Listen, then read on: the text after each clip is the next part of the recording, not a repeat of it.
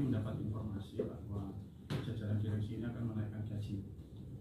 Nah, yang pertama kami tanyakan adalah sebagai lembaga perlindungan konsumen, apakah rencana kenaikan gaji direksi nanti tidak akan menyebabkan PDAM mengambil langkah-langkah menaikkan tarif biaya pelanggan PDAM juga?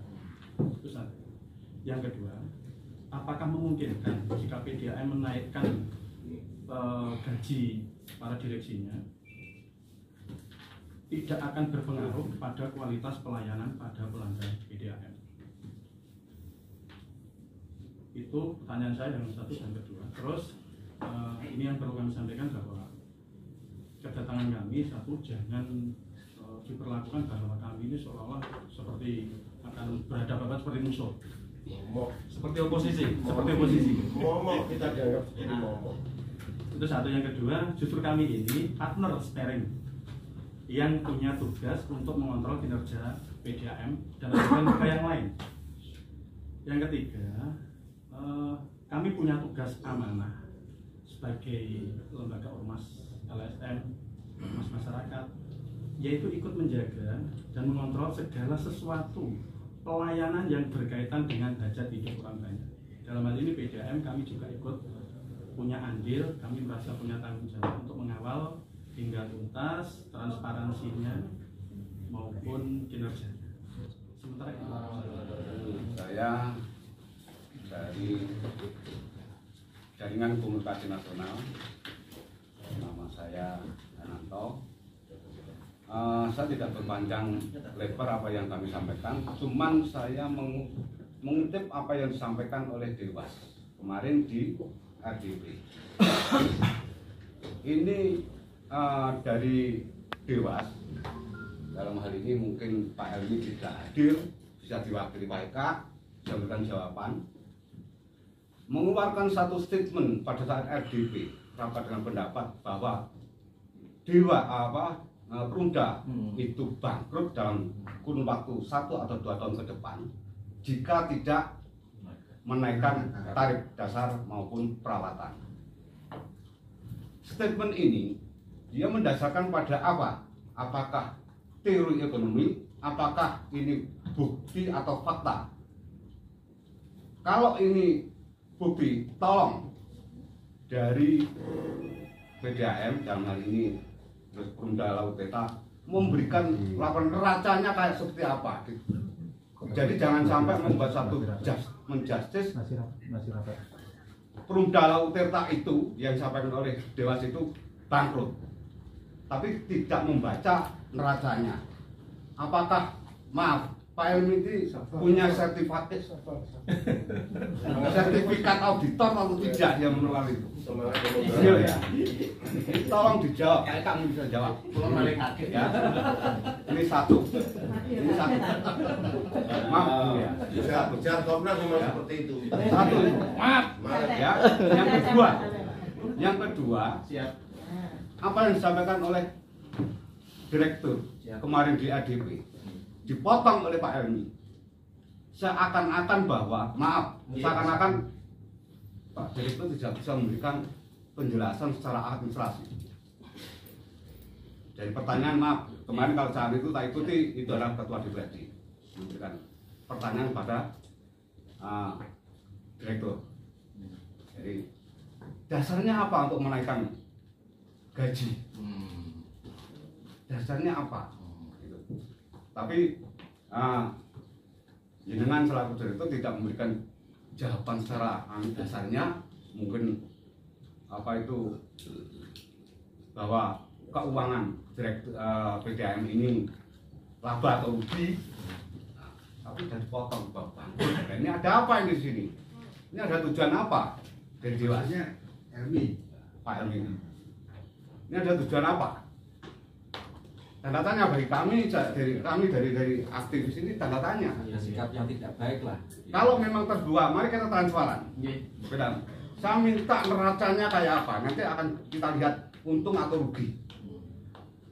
Di PP 54 juga jelas 2017. Ketika ada ini laba, ini sisihkan bagusnya untuk apa? Mengantisipasi ketika perusahaan ini akan mengalami satu masalah. Kan begitu. Ini kalau tidak salah yang saya ketahui. Itu sementara itu yang kedua, yang ketiga. Bentar, ya. Yang ketiga, banyak ini yang ketiga. Yang ketiga, saya semangat masanya.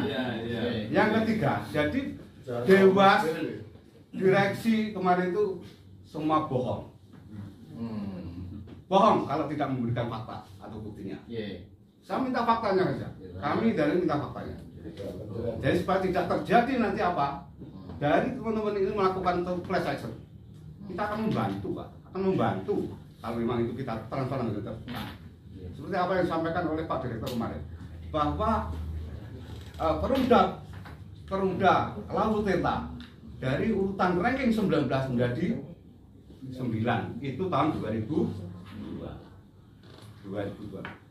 Padahal di 2017 ini Perumda ini sudah ranking 4, Mas. Nasional 15, Pak. Berarti mau kemunduran kan ini?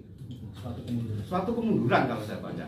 Untuk saat ini Mas Yananto urutan berapa? Ranking berapa? 9. Nasional aja 15. Ironis sekali Ya. Untuk Jawa Timur 4. Nah, sekarang 9 kok. Berarti kan mengalami satu kemunduran nih. Tapi kebanggaan Pak Derek. Bangga. Tapi angkanya semakin tinggi, mungkin Tinggi nih. Masalahnya QQ. 9 kan QQ ini. Itu pertanyaan aja. Ya. Saya kira itu. Terima kasih. Wassalamualaikum warahmatullahi wabarakatuh. Waalaikumsalam warahmatullahi wabarakatuh. Tengah bagian kiri pertanyaan kendaraan.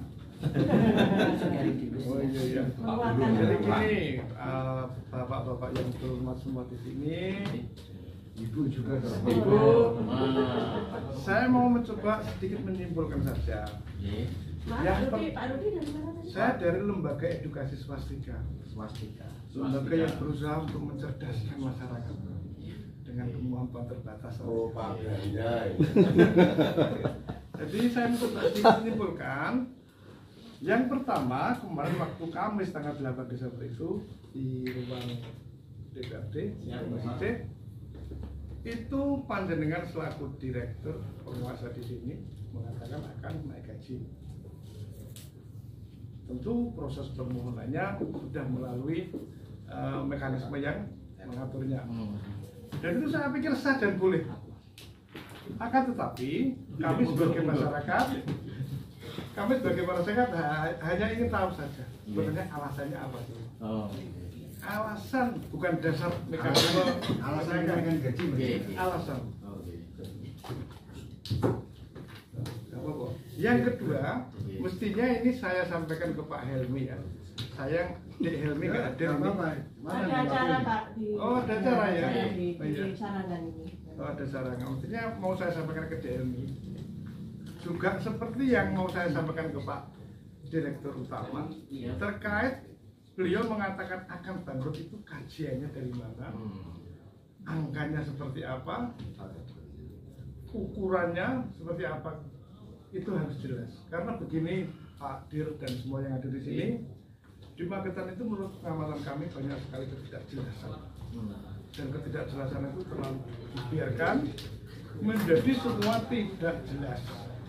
Nah, di sini kami ingin ada sebuah kejelasan dari apa ya tujuan kami. Dan yang terakhir, ini upaya kita untuk patuh hukum. Pertanyaan kami, sudahkah PDAM melaksanakan amanah Undang-Undang Nomor 8 Tahun 2014? Karena ada amanah bahwa badan publik wajib memberikan informasi publik. Selama ini sudahkah? Undang-Undang nomor 8 2014 tentang transparansi informasi. Karena begini menurut kami, kegaduhan itu muncul karena tidak ada kejelasan.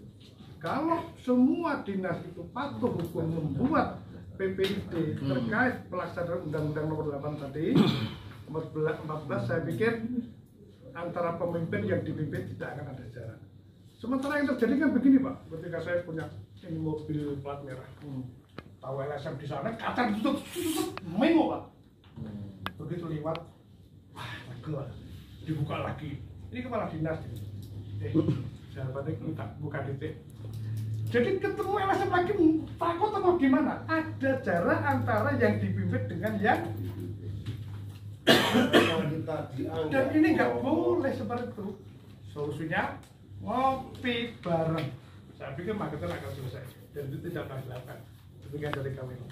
Assalamualaikum warahmatullahi wabarakatuh. Saya dari LSM Magetan Center, nama Bururi.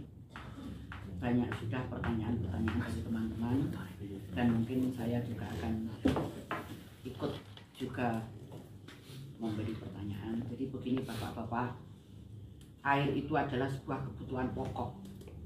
Selain beras, kita tidak akan bisa hidup tanpa air.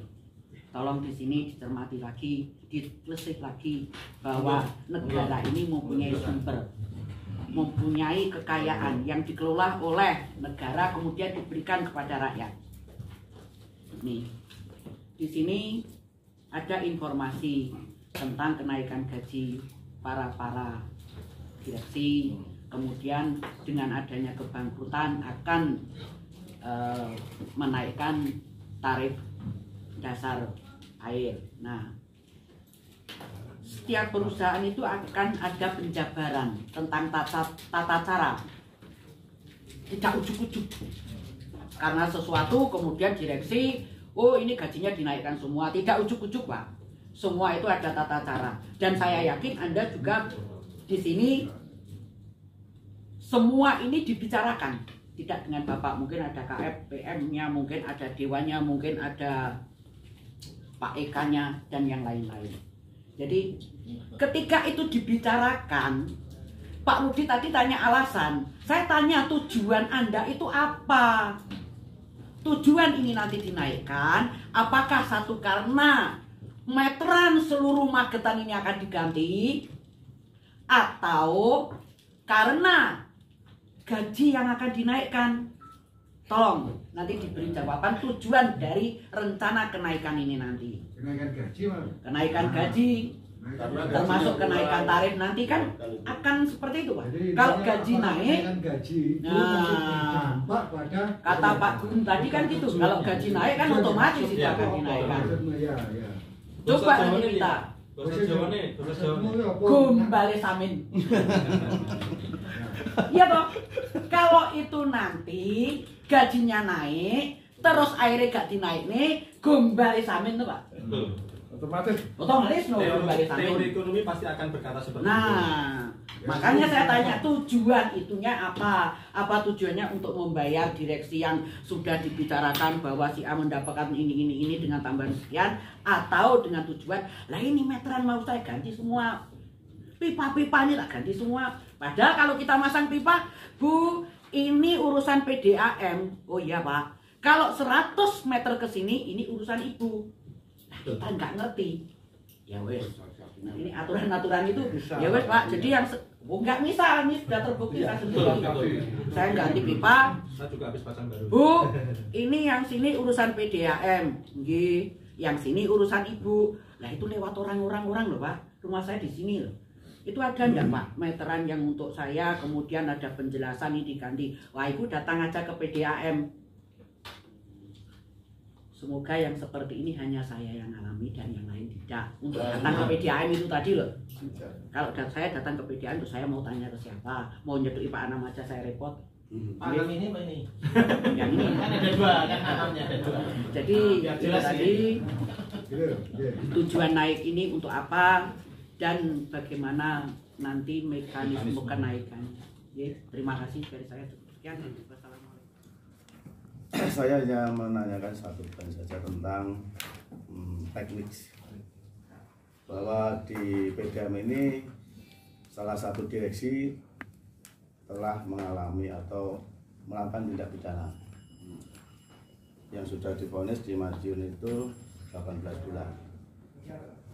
Tapi selama ini masih terima gaji. Dan ini mohon dijelaskan oleh Pak Kabak Hukum maupun Pak Anam. Terus yang kedua bahwa PLT itu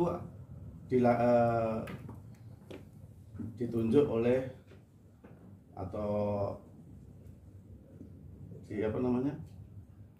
didobel oleh direksi Dirtek. Apakah direksi ini menguasai tentang masalah teknis kan gitu? Ini kan masalah direktur teknis. Kalau teknisnya tidak menguasai, yang di lapangan seperti apa? mohon dijelaskan. Kami kira begitu. Jadi di room ini merangkap detek gitu. Iya, itu kan Apakah di room skillnya ada- di administrasi. Virus merangkap Oh, di detek. nah, Yes. itu dia. Ya. Nah, di dalam hal ini kan di room atau direktur utama kan hanya menguasai di manajemen, ini masalah teknis. Kalau terjadi sesuatu di lapangan, apa yang mereka bisa lakukan? Tolong dijelaskan secara faktanya begitu.